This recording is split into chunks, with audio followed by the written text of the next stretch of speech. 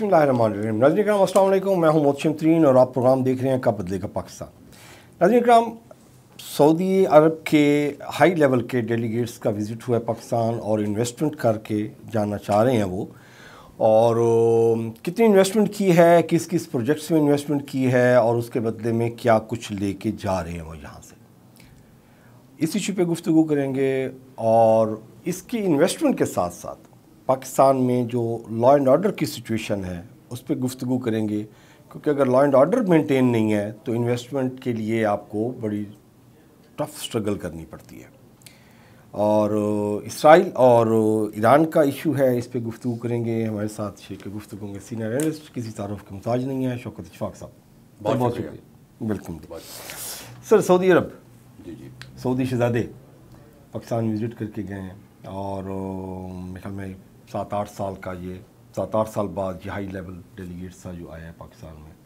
सुना है कि बड़े ज़बरदस्त ऑफर्स लेके आए हैं और इधर से भी डबल ट्रिपल ऑफर्स हुई हैं। तो ये क्या, इस जो ऑफर्स हुई हैं वो कितनी मैच्योर होंगी, और जो मैच्योर होंगी उसका पब्लिक पे की लाइफ पे कुछ फ़र्क पड़ेगा, या पुरानी तनख्वाह पे ही पब्लिक को काम करना पड़ेगा?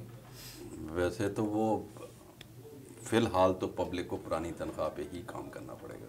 ये तो आप खुशफहमी को थोड़ा बेहतर कर लें।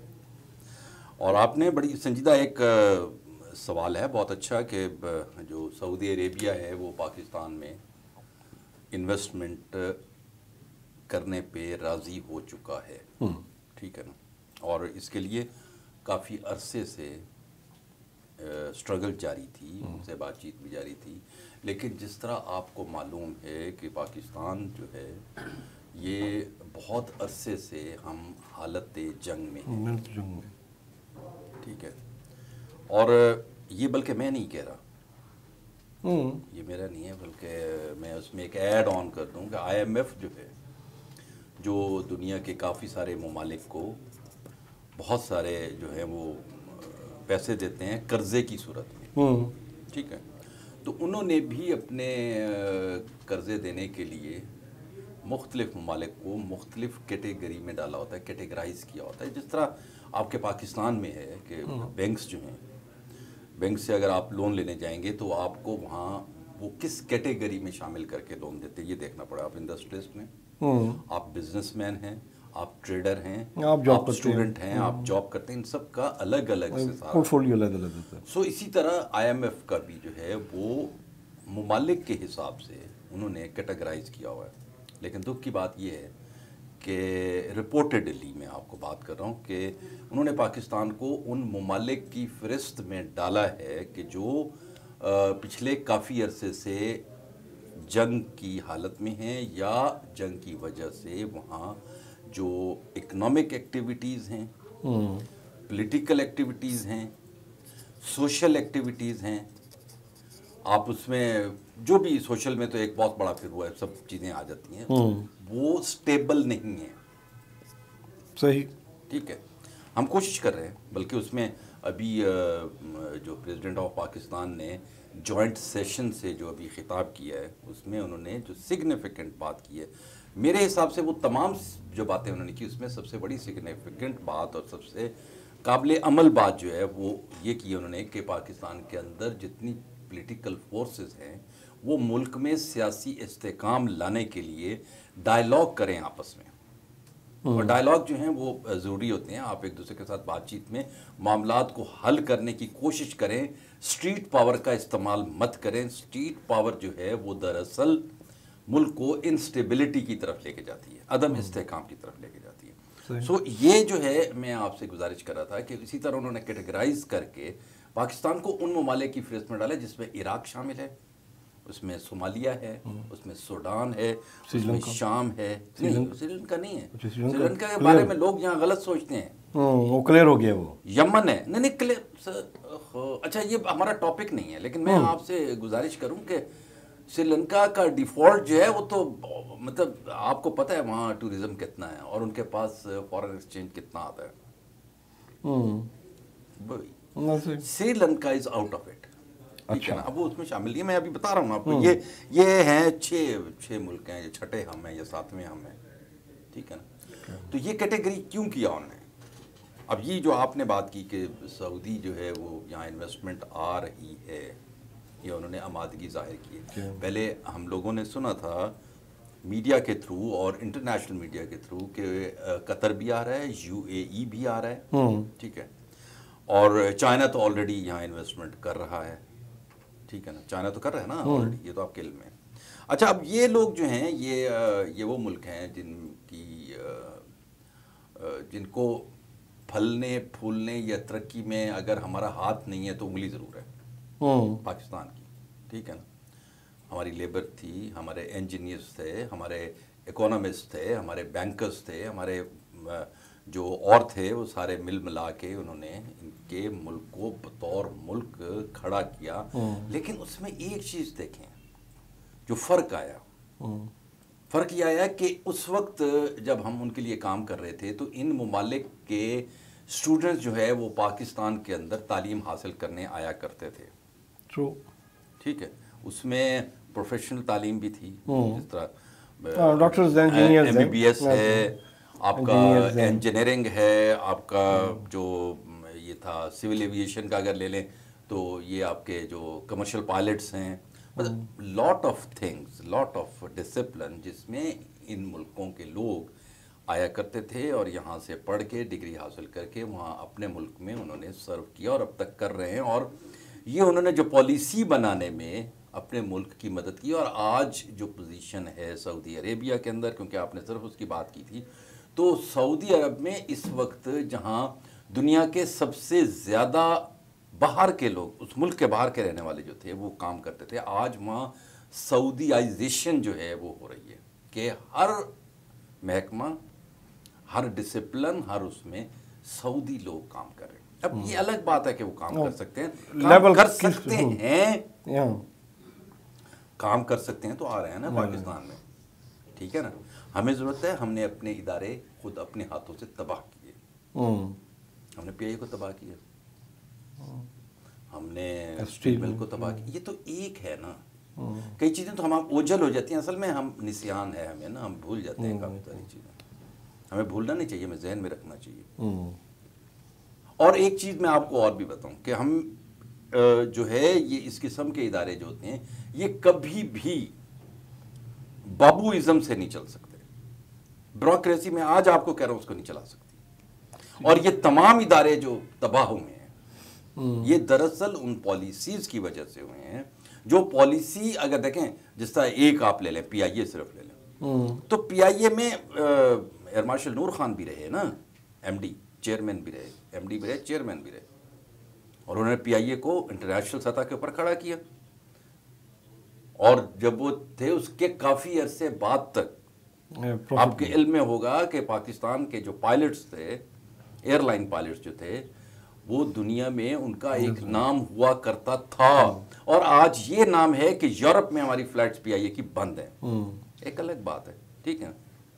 अब आपने जो बात की कि वो आ रहे हैं, वो इसलिए आ रहे हैं कि उनको यहाँ नज़र आ रहा है कि जहाँ वो इन्वेस्टमेंट करेंगे उनको उनका प्रॉफिट वहाँ से मिलेगा। प्रॉफिट नहीं मिलेगा तो वो कभी इन्वेस्टमेंट नहीं, हाँ रिटर्न मिलेगा, रिटर्न मिलेगा, रिटर्न अगर नहीं उसको रिटर्न नहीं नजर आए कैसे करेगा। बैंक है, बैंक जब आपको पैसे देता है उसको नजर आता है, आप पूरे कागज में बना के देते हैं कि जनाब ये मैं आपसे पैसे ले रहा हूँ, ये मेरा कारोबार है, ये मेरी प्रॉफिटेबिलिटी है, इसमें से मैं इतना लूंगा, इतना आपको दूंगा। बैंक कहता ठीक है, अगर उसको समझ आती है। तो इसी तरह उनको समझ आ रही है, उन्होंने चुनी है चीजें इसमें कर दें। आपने पहले इतना सालात दिया था, कुछ नहीं हुई है उन्होंने कि हम मैकेनिकल में जाएंगे, हम एग्री में जाएंगे, हम एसेट्स परचेज करेंगे, या नया वाला सिस्टम को हम होटल इंडस्ट्री में जाएंगे, कोई इस तरह को कोई अभी कोई। देखिए पाकिस्तान एक ऐसा मुल्क है, 24 करोड़ तो हमारी ऑफिशियल आबादी है ना, जो अभी सेंसस हुए उसके मुताबिक। यहाँ कैपेसिटी बहुत है, होटल हॉस्पिटैलिटी इंडस्ट्री उसको कहते हैं, हॉस्पिटैलिटी इंडस्ट्री में भी बहुत आपके पास है। लेकिन हॉस्पिटैलिटी की जो इंडस्ट्री है ये दरअसल वहाँ काम आती है, यहाँ बिजनेस ज़्यादा हो या टूरिज़्म ज़्यादा हो। टूरिज़्म अगर ज़्यादा होगा तो बिजनेस भी ज़्यादा होगा। तो फर्स्ट तो ये है कि आपको टूरिज़्म, और टूरिज़्म में भी वो इन्वेस्टमेंट करने को तैयार हैं जिस तरह हॉस्पिटलिटी बिजनेस में करने को तैयार है। ठीक है ना। अब ये अगर वो करते हैं तो जाहिर है लोग, दुनिया अट्रैक्ट होगी, पाकिस्तान की तरफ आएगी, ट्रैवल करेगी तो जाहिर है फिर एयरलाइन भी चलेगी, एयरलाइन चलेगी तो फिर यहाँ के लोगों को रोज़गार मिलेगा, तो हम कहीं ना कहीं इकोनॉमिक स्टेबिलिटी की तरफ तो जाएंगे ना। देखो इस सारे सर्कल में लॉ एंड ऑर्डर आपके मतलब महीने में 2-3 अभी बलूचिस्तान का इशू है सारा, गवादर में हुआ है, तुर्बत में हुआ था, अभी नुश्की में हो गया है। तो इस सारे सिनेरियो में अगर आप टूरिज़्म को कैश करवाना चाहें, आप होटल इंडस्ट्री में जाएं, आप सारा कुछ कर लें, लेकिन इधर से अगर खुदा ना खास्ता 1-2 इस तरह के इश्यूज बन जाते हैं तो कोई भी ट्रैवल नहीं करेगा ना जी। उसके लिए क्या प्लानिंग है? अच्छा, मैं ये तो नहीं बता सकता कि हुकूमत पाकिस्तान ने उसके लिए क्या प्लानिंग की, लेकिन जो वो लोग बज़ाहिर नज़र आ रहा है, बज़ाहिर ये भी नज़र आया, बल्कि आपकी नज़र से शायद गुजरा हो कि अफ़गानिस्तान के एक ज़िम्मेदार जो हुकूमत के तालिबान जो हुकूमत है, अबूरी तालिबान हुकूमत है, वो उसके एक ज़िम्मेदार जो उहदेदार हैं, उसने पिछले दिनों एक स्टेटमेंट दिया था, ऑफिशियल स्टेटमेंट, कि हुकूमत पाकिस्तान और तहरीक तालिबान पाकिस्तान को किसी ना किसी स्टेज के ऊपर बैठ के आपस में जो गुफ्तगू करनी चाहिए और चीज़ों को सेटल करना चाहिए। एक उनके 2 चीज़ें थी, एक तो ये थी कि वो शायद इस चीज़ से तंग इसलिए है कि पूरी दुनिया उनके ऊपर फिर दोबारा उंगली उठा रही है और उनको इस वक्त ज़रूरत है कि हमारे ऊपर कोई उंगली ना उठाए, और वो चाहते हैं कि वो अफ़गानिस्तान के अंदर काम करें और स्टेबिलिटी लाएं, जिस तरह पहले तालिबान की हुकूमत थी और उस वक्त स्टेबिलिटी आई थी, अभी वो चाह रहे हैं। अब उसमें एक चीज़ जो है, जब हम वो इस किस्म की हरकत पाकिस्तान के अंदर करते हैं जो TTP है, तो उसका ज़ाहिर है पूरी दुनिया में न्यूज़ तो स्प्रेड होती है, तो फिर उनका सारा जो जोर है उनकी बुरी हुकूमत के ऊपर आता है, क्योंकि अभी तो वो इन्फेंट है, इतनी बड़ी जंग लड़ी, उसके बाद वो आए, इंफ्रास्ट्रक्चर वो अब बनाने की कोशिश कर रहे हैं, ठीक है ना, फिर लोगों की रोटी रोजी का वो बंदोबस्त करने की कोशिश कर रहे हैं। तो मेरे हिसाब से ये है कि हुकूमत पाकिस्तान को भी किसी ना किसी स्टेज के ऊपर कुछ ना कुछ पॉजिटिव कदम उठाना चाहिए कि ये जो आपकी टेररिज्म वाली इंस्टेबिलिटी है, इसको कैप किया जा सके, इसको ख़त्म किया, कैप भी बल्कि मैं गलत कह रहा हूँ, मैं कह रहा हूँ कि उसको ख़त्म किया जा सके। ख़त्म होगा, एक अच्छा मैसेज आएगा, ठीक है ना, एक अच्छा मैसेज आएगा तो लाजमी तौर के ऊपर दुनिया अट्रैक्ट होगी। और मैं फिर आपसे एक दफ़ा, आपसे पहले भी मैंने गुजारिश किया था कि पाकिस्तान दुनिया के उन चंद ममालिक में शामिल है जिनकी नेचुरल जो साइट्स हैं, जो आपकी नॉर्दर्न एरियाज़ की उसकी जो लैंडस्केप्स हैं, वो दुनिया की वन ऑफ द बेस्ट है, वन ऑफ द बेस्ट में, ठीक है ना। और हम वहाँ टूरिज़्म को ला सकते हैं, हमारे पास वहाँ इंफ्रास्ट्रक्चर नहीं है लेकिन जगह तो मौजूद है ना, जगह मौजूद है। फिर मैं आपको बताऊं कि पाकिस्तान के अंदर जो मजहबी हवाले से भी काफ़ी सारा एक वो है, जिस तरह हमने करतारपुर खोला, हमारे यहाँ अभी यहाँ फिर अभी मुल्तान में आप बैठे हैं तो यहाँ 2 मंदिर तो उनके 3 यहाँ हैं, इतने बड़े हैं, और जिसका बरहलात जो था वो दैट इज़ वर्ल्ड फेम, और वो उसको हो सकता है, हर चीज़ हो सकती है, दुनिया कर रही है, दुनिया कर रही है इस पर। बिल्कुल आपकी बात, अभी डायरेक्शन तो हमारी ठीक है, क्या जो हमने स्टेबिलिटी लेके जानी है तो हमें टूरिज़्म लेके आनी पड़ेगी, डॉलर लेके आने पड़ेंगे, और इंडस्ट्री तब भी हमारी ग्रो कर सकती है। टूरिज़्म कर लें, डॉलर अपने आप आ जाएगा, डॉलर आ जाएगा तो आपकी इकॉनमी, आपकी इंडस्ट्री जो है ना जी, वो अपने पैरों पे खड़ी हो सकती है। ये जो बलूचिस्तान का आपने TTP का जिक्र किया, बलूचिस्तान में भी हमारा बहुत हद तक कंट्रोल कर रही हैं जो इदारे हैं लॉ इन्फोर्समेंट के, लेकिन अभी भी प्रॉब्लम बहुत सारा है वहाँ पे।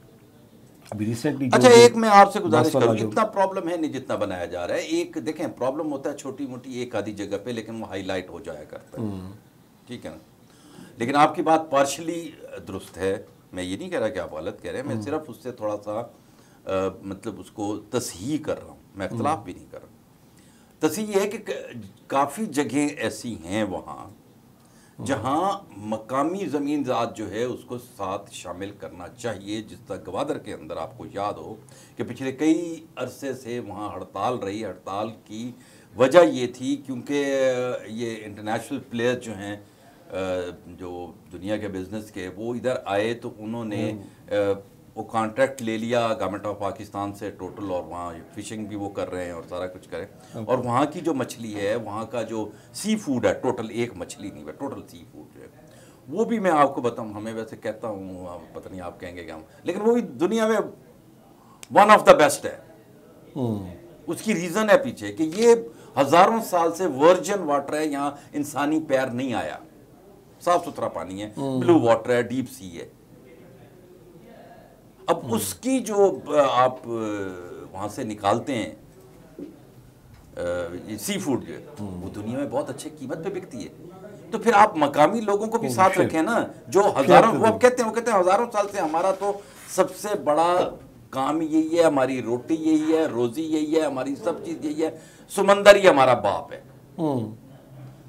वैसे तो सिविलाइजेशन सारी पानी की गिरती होती है ना, जैसा अब ये इंडस के लोग पुराने जो हैं, वो कहते हैं यार सिंध जो है हमारा बाप है, हम बच्चे हैं उसके, दरिया सिंध जो है। सो ये देखना चाहिए कि जमीन ज़ात को उसका हक बहुत ज़रूरी है। तो ये गवर्नमेंट लेवल पे पॉलिसी बननी चाहिए, जब वो फॉरेनर को कॉन्ट्रैक्ट दे रहे होते हैं कि जी आप यहाँ के जाके इंडस्ट्री लगाएं तो इतने % आपने लोकल जो कम्युनिटी है उसको भी एंगेज करना है। ये गवर्नमेंट लेवल की पे कहीं मिस्टेक हो रही है? ये जनाबे वाला आपकी बात बिल्कुल दुरुस्त है कि हुकूमतें ही ये किया करती हैं, हुकूमतें ही उसके जो हैं वो MOUs बनाती हैं, वही उसका रूल्स ऑफ बिजनेस बनाती है, उसकी अप्रूवल होती है। और वैसे भी इंटरनेशनल चार्टर के तहत हर जगह पे ये काम है। पाकिस्तान भी उन मुल्कों में शामिल है कि जहाँ लेबर होगी, जहाँ प्रोडक्शन होगी, वहाँ लेबरर का जो है तहफ़्फ़ुज़ किया जाएगा। कैसे किया जाएगा वो बाकायदा लिखा हुआ है। ये जरा बात मेरी गौर से सुनिएगा, तमाम लिखा हुआ है। और जब आप नई चीज शुरू करने लगते हैं, नया होता है, तो उसमें भी आप चीजें वो शामिल करते हैं कि ये इसके जो एम्प्लॉय होंगे, उनके जो बेनिफिट्स होंगे, उनके जो चीजें होंगी वो किस तरह होंगी। या आप ज्यादा दूर क्यों जाते हैं? आप मुल्तान में आपके एक फैक्ट्री बिकी और वहाँ वर्कर्स वेलफेयर का पैसा और वर्कर्स वेलफेयर की ज़मीन ही उन्होंने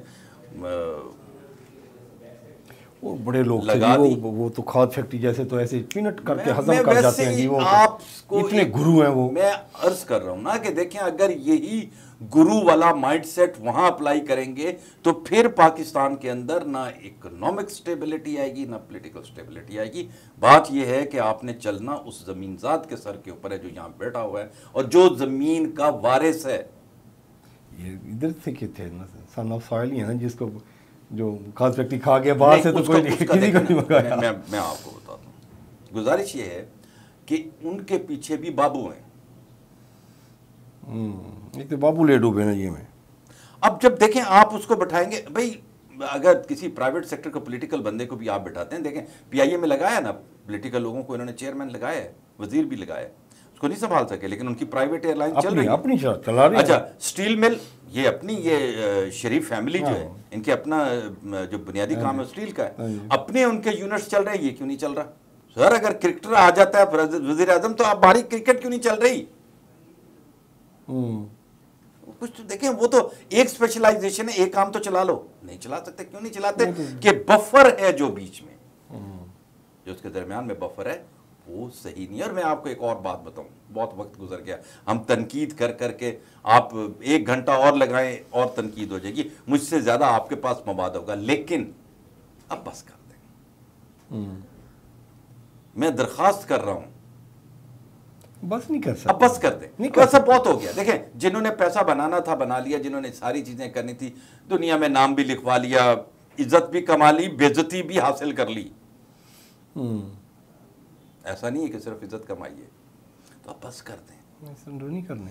अब सोचें इसको कि जिस मुल्क ने आपको जीरो से हीरो बनाया, जिस मुल्क ने आपको इतना कुछ दिया, आप उसके लिए अब इतना नहीं कर सकते कि आप इकट्ठे होके एक प्लेटफॉर्म पे बैठे, एक टेबल पे बैठे? मुमकिन नहीं, मुमकिन नहीं है सर। ये नहीं, सबक सीखने वाले हैं नहीं ना सर ये। देखें एहसन इकबाल, अच्छा, हमें ये प्रॉब्लम क्यों है? ऐसा प्रॉब्लम हमारे दिमाग का फतूर है और कुछ भी नहीं है। देखिए सर, एहसन इकबाल के साथ जुल्म हुआ, अब उसकी गवर्नमेंट में दूसरों के साथ, बच्चों के साथ जुल्म हो रहा है, तो वो उसको बिल्कुल एहसास नहीं हो रहा, हालांकि वो जुल्म भुगत चुका है। ख्वाजा साद रफ़ी के साथ, ख्वाजा आसिफ के साथ, राणा सनाउल्लाह के साथ जुल्म हुआ है, जुल्म सह के आए हैं। इनको तो एहसास होना चाहिए यार क्या बीतती है मेरी बच्ची पे, मेरी बीवी पे, मेरी बहन पे, जब मेरे साथ वो जुल्म हो रहा था। वैसे तो मैं आपसे एक गुजारिश करूं, देखें सियासत को इस सतह पे आप लेके मत जाएं। और चली गई। मैं एक बात करता हूं जो दुनिया करती है, मैं यहां भी करता हूं आपको कि लोग कहते हैं कि जी सिविलाइजेशन जो है वो यूरोप के पास है, अफ्रीका, वो कभी भी सिविलाइज्ड नहीं थे, आज भी नहीं है। उनके अवाम है, अवाम के लिए वो करते हैं। तो हमें यहाँ कहते हैं जी हो जी जापानी जो है ना वो आपके रोड पे पड़ा तो नहीं उठा के ले जाएंगे, हमें आर ग्रेड की गाड़ी यहाँ भेज देते हैं वो। अब आर ग्रेड की गाड़ी का मतलब ये है, आप समझते हैं उसको? यू नेवर नो कि आप क्या ड्राइव कर रहे हैं। सो बात यह है कि अपने लिए वो दुरुस्त हैं, अपने मुल्क में वो गाड़ी नहीं चलने देते, अपने मुल्क में वो प्रॉब्लम नहीं आने देते। हम क्योंकि उनके साथ हैं, हमारे पाकिस्तानी वहाँ काम करते हैं, वो मेरे और आपके कोई मिलने वाले होंगे, वो सारे जो है यहाँ के लोगों के साथ मिलके, बाबुओं के साथ मिलके पॉलिसी बनवा लेते हैं और आर ग्रेड की गाड़ी यहाँ इंपोर्ट होती है, यहाँ बनती है वर्कशॉप में, और वर्कशॉप में चल के और शोरूम में खड़े होकर जनाब शोरूम कंडीशन में बिक जाती है। सो गुजारिश ये है कि हमें खुद सोचना चाहिए कि भाई जो दुनिया अपने मुल्क से चीज़ें निकालती है, हम कैसे लेके आते हैं यहाँ। सीएनजी का स्कैम जो हुआ था, स्कैंडल हुआ था, वो अगर आपको याद हो, वो भी इन्हीं का था ना। किसने इजाजत दी थी कि आप पुराने प्लांट्स उठाएं और यहाँ लाके गए, जब आपको पता है कि दुनिया आपको मना कर रही थी कि सीएनजी की जो लाइफ है वो 5-10 साल से ज़्यादा नहीं है, ये ख़त्म हो जाएगा। क्योंकि न्यूजीलैंड जैसे मुल्क ने टोटल अपना सिस्टम उठा के 1 वीक या 1 डे या 1 चेंज करो, इसको एलपीजी पे लेके जो सेफेस्ट है, वो स्क्रैप उठा के हम लेके आ गए। हाँ उठा के, और हमने कितना, आप देखें जरा उन दिनों का डेटा उठा के देखें, बैंकों के साथ क्या, लोगों के साथ क्या हुआ। अच्छा शुक्र। और लोगों से ज्यादा मैं आपको बताऊं जो गाड़ी के मालकान थे उनके साथ क्या हुआ। अच्छा अभी क्विकली हमारा सर टाइम का थोड़ा सा शॉर्ट हो रहा है। ईरान और इसराइल इशू, इसको किस हवाले से देख रहे हैं? ये कंट्रोलेबल है, हो जाएगा इधर ही, या ये कोई ब्लॉक्स की जंग है, मुस्लिम उम्मा की जंग है, गज़ा का मसला है, या पर्सनल क्लैश हैं? क्या इसको मुस्लिम उम्मा की जंग होती तो मुस्लिम उम्मा उनके साथ में खड़ी होती। मुस्लिम उम्मा तो अभी बहू है, बस करो। तो सर गुजारिश ये है मोहतशिम खान तरीन साहब कि ये झगड़ा है ज़मीन का और नस्ल का, सही, ठीक है ना। और ईरान ने फ़लस्तीन के लिए हमला नहीं किया, ट्रू, ठीक है। अब ईरान ने हमला जो किया वो उसने उसका जवाब दिया, वो उसको देना चाहिए था। मेरे हिसाब से वो डिले हो गया, ओके, उसको उसी दिन जवाब देना चाहिए था या 24 घंटे में, क्योंकि जितना एक वो हालत जंग में है या जिस तरह उसके साथ है तो वहाँ तो हर चीज़ हर वक्त तैयार होती है। तो इसका मतलब ये है कि डिले हुआ है तो कोई ना कोई कॉर्नर्स जो थे, जो स्टेक होल्डर्स जो थे, वो इनकी बातचीत की कोशिश कर रहे थे कि ये ना जाए आगे। तो फिर भी एक होम्योपैथिक काम तो हुआ ना। देखें वो इस तरह के जो दमास्कस में, जो सीरिया के अंदर उनका जो सफारतखाना था, उस पे जो इन्होंने हमला किया, ये दरअसल ये जो वर्ल्ड चार्टर है ना, जिसको कहते हैं यूएनओ का, उसके मुताबिक जो किसी मुल्क का मिशन या सफारतखाना जो होता है, ये दरअसल उस मुल्क के अंदर वो मुल्क होता है, वो मुल्क है। ट्रू, मतलब अगर पाकिस्तान के अंदर नाइजीरिया का सफारतखाना है तो मैं उसके अंदर जब जाऊंगा तो मैं नाइजीरिया में आऊंगा, ठीक है ना। ऐसे ही है। तो उन्होंने घुस के उनके मार दिया और उनके 2 टॉप के जो जर्नल से पासदारान के वो वहाँ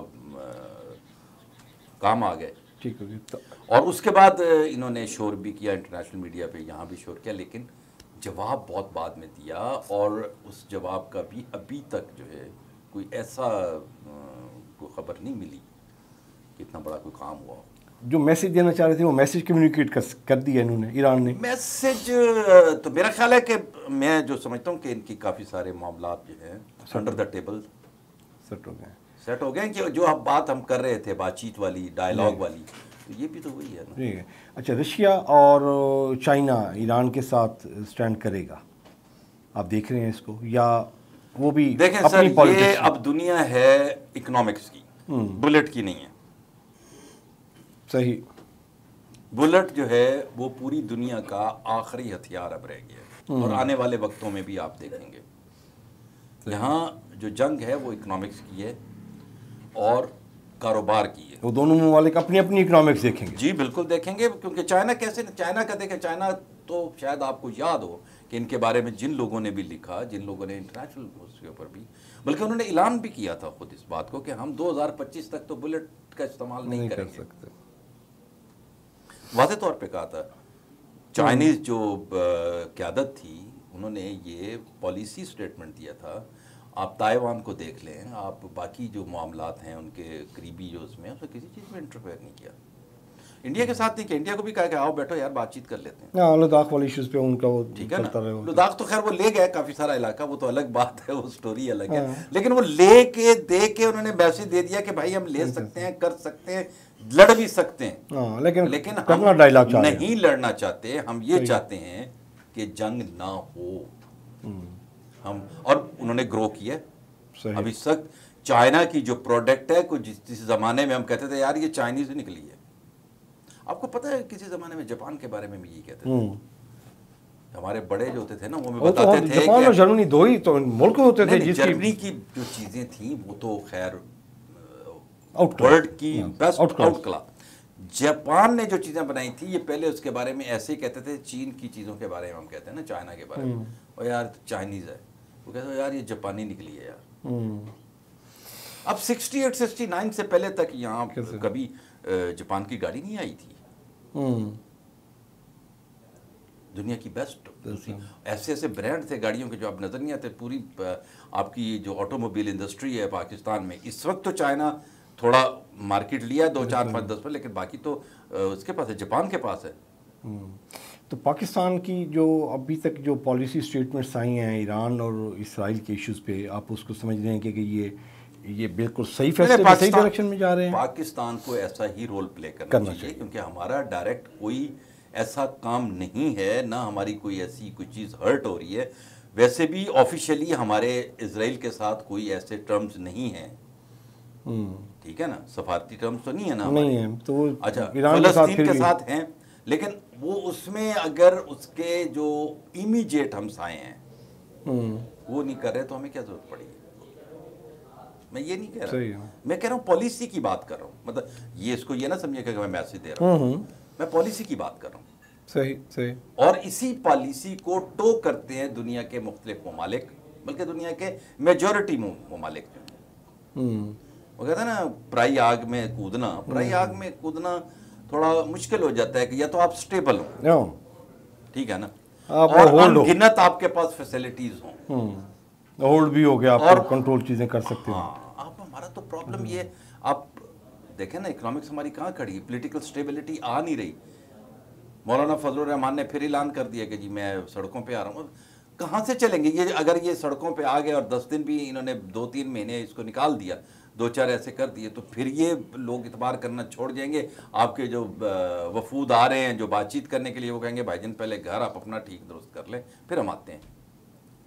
अच्छा, ये दो जो मेजर प्लेयर हैं, पाकिस्तान पीपल्स पार्टी, मुस्लिम लीग नून, ANP, MKM, ये 4-5 बाप भी साथ मिला के, तो ये मतलब इसके बाद पीछे क्या रह जाता है पॉलिटिकली, जिसके साथ कह देंगे कि जी वो अनस्टेबिलिटी क्रिएट कर देंगे? मतलब ये 4-5 बड़े प्लेयर के अलावा बाकी क्या रह जाता है पीछे? देखें, बात ये है कि आपकी बात पार्शली बिल्कुल दुरुस्त है, लेकिन जो पीछे रह जाता है उनको भी तो सोचना चाहिए ना कि वो पाकिस्तान से ही खा रहे हैं। पाकिस्तान की ज़मीन ही उनको रोज़ी दे रही है, शेल्टर भी है, सारा कुछ भी है, नाम भी है, उनके प्यारे भी यहीं रह रहे हैं, वो खुद नाम भी है, नाम भी, सब कुछ ही। चलें सर, बहुत शुक्रिया। अजीज़, ये था आज का प्रोग्राम, और हमने कोशिश की कि शौकत इशफाक साहब के टाइम का मैक्सिमम हम यूटिलाइज़ कर सकें और ज़्यादा से ज़्यादा जो इश्यूज़ हैं उस पर हम इनके कमेंट्स ले सकें। इन्होंने जो समराइज़ किया है वो कहते हैं कि जी वर्ल्ड जो है ना जी वो बुलेट की तरफ नहीं जा रही, वो इकॉनमी की तरफ जा रही है। तो हर मुल्क अपनी पहले इकॉनमी के लिए देखता है, उसके बाद फिर वो और फैसले करता है। और इकॉनमी के रिलेटेड आपके अवाम हैं और अवाम के रिलेटेड आपका लॉ एंड ऑर्डर है, और जिसके लिए हमें बहुत सारी स्ट्रगल करनी पड़ रही है और बहुत सारी प्राइस पे करनी पड़ रही है। वो फॉर दी बेस्ट जी, अल्लाह पाक आसानियाँ पैदा करे हमारे मुल्क के लिए और हमारे हुक्मरानों को हिदायत दे ताकि वो सही फ़ैसले कर सकें, अवाम के हक़ में फ़ैसले कर सकें। अपना और अपने प्यारों का ख्याल रखिएगा जी। मोहसिन तरीन को इजाज़त दीजिए। अल्लाह ने के पास।